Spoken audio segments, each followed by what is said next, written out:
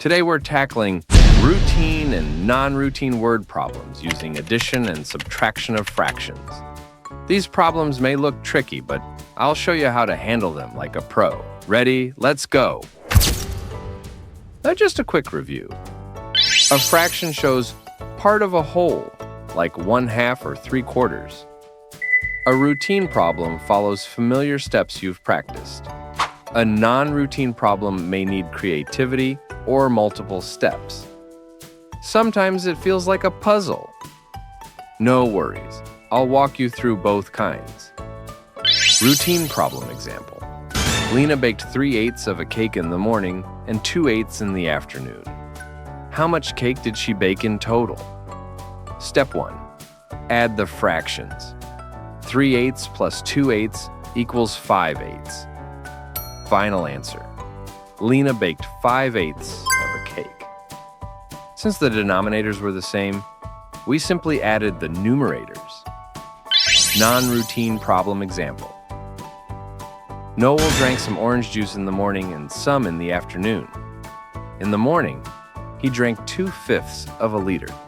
In the afternoon, he drank enough to make a total of 1 liter. How much did he drink in the afternoon? Step 1. Think. What do we need? We're missing the second addend. Step 2. Subtract to find the missing part. 1 minus 2/5 equals 3/5. Final answer. Noel drank 3/5 liter in the afternoon. This is non-routine because we weren't directly told what operation to use. We had to figure it out. Mixed fraction non-routine challenge. Ella walked 1¼ kilometers before lunch and 2/3 kilometer after lunch. How far did she walk in total? Step by step. Convert 1¼ to an improper fraction. 1 times 4 equals 4. 4 plus 1 equals 5. 5/4. Find a common denominator for 5/4 and 2/3. LCD is 12. 5/4 equals 15/12 plus 2/3 equals 8/12. Add 15/12 plus 8/12 equals 23/12. Convert back. 1/11/12 kilometers. This one took multiple steps, conversions, and regrouping. That's what makes it non-routine. Now let's wrap it up.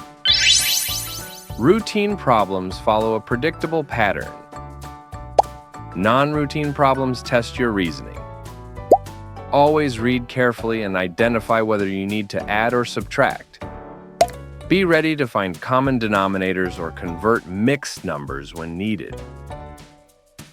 Remember, practice makes perfect.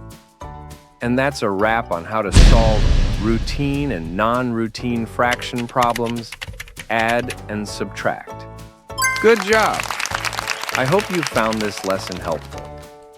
Thanks for watching, and remember, math is everywhere.